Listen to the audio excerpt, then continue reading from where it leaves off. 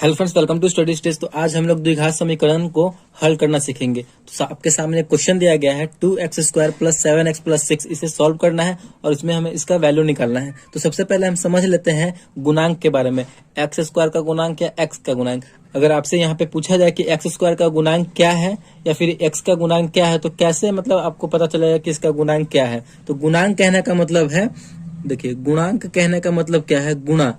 यानी यहाँ पे इसी से हमारा क्लियर हो रहा है, गुणांक करने का मतलब है गुना।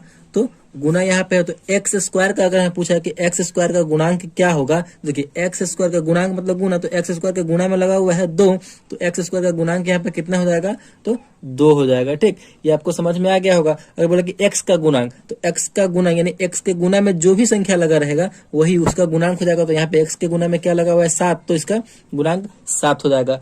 अब आपको गुणांक का समझ में आ गया होगा। अब समझते हैं कि यहाँ पे चर पद और अचर पद किसे कहते हैं। देखिए चर पद मतलब वह मान हुआ जिसका मान बदलता रहता है। जैसे कि अगर x के जगह पे हम कुछ मान रखते हैं यहाँ पे, तो ये जैसे कि यहाँ पे x का मान अगर हम 2 रखते हैं तो ये पूरा संख्या कुछ बदल जाएगा। यानी गुना कर देंगे तो 2 रखेंगे तो 2 दूना 4, 2 का स्क्वायर 4 हो जाएगा, फिर 4 में 2 से करेंगे तो 8 हो जाएगा।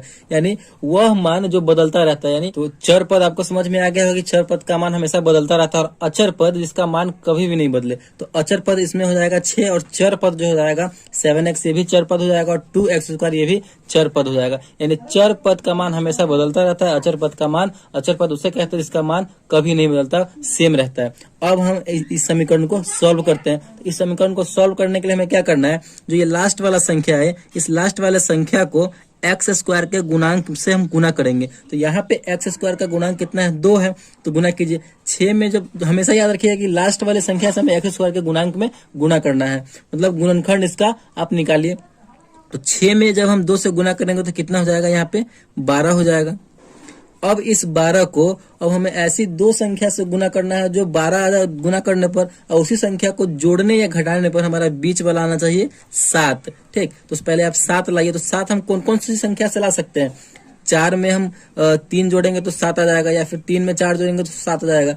4 में 3 जोड़ेंगे तो 7, और 4 में 3 से गुना भी कर रहे हैं तो हमारा 12 आना चाहिए। यानी जोड़ने पर उस संख्या का बीच वाला आना चाहिए, और गुना करने पर जो हम 6 और 2 को गुना किए हैं वो आना चाहिए। ठीक, तो ऐसी 2 संख्या 4 और 3 है, तो 4 या 12 और 4 और 3 को जोड़ रहे हैं तो 7 आ रहा है। यानी हमारा ये फुलफिल हो रहा है, तो इसी को हम लेके चलेंगे। तो गुना कीजिए, यहाँ पे लिखिए 2x² प्लस यहाँ पे 4, यहाँ पे हम क्या कौन कौन सी संख्या लिए हैं, 4x प्लस 3x, तो 4x प्लस 3x। तो हम 4x और 3x को जोड़ेंगे तो हमारा बीच वाला आ रहा है 7, प्लस जैसा 6 है बिल्कुल वैसा लिख देंगे। उसके बाद क्या है, यहाँ पे 2x, एक बार इन दोनों को साथ में लेकर चलेंगे, फिर एक बार इन दोनों को साथ में लेकर चलेंगे। बस ऐसे ही स्टेप आपको अपनाते रहना है। तो इसमें से 2x कॉमन कर लीजिए, क्योंकि यहाँ पे इसमें से भी 2x कॉमन हो जाएगा और इसमें से भी 2x कॉमन होने वाला है। तो दोनों में से मिलाकर 2x यहाँ पे आप कॉमन कर लीजिए। तो 2x जैसे ही हम कॉमन करेंगे तो यहाँ पे क्या बचेगा, सिर्फ x बचेगा, क्योंकि 2x में x से गुना करेंगे तो x² 2x² हो जाएगा, प्लस 4x में से तो 2x कॉमन कर लिए, तो यहाँ पे क्या बचेगा, सिर्फ 2 बचेगा। फिर उसके बाद जो यही बीच वाला x प्लस 2 इधर सेम आ जाएगा, x प्लस 2 इधर सेम आ जाएगा। और बीच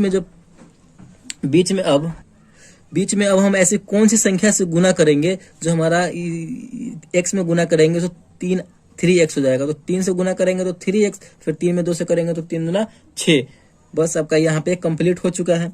एक बार इन दोनों को साथ में ले लीजिए, 2x प्लस 3, फिर x प्लस 2 और x प्लस 2 इन दोनों सेम है, तो इन दोनों में से कोई एक ले सकते हैं, तो x प्लस 2 यहाँ पे आ जाएगा। तो यहीं पे आपका ये कंप्लीट हो जाता है द्विघात समीकरण। तो इसी टाइप से हमें द्विघात समीकरण को बनाना है। चलिए एक और क्वेश्चन ले लेते हैं और उसको सॉल्व करते हैं।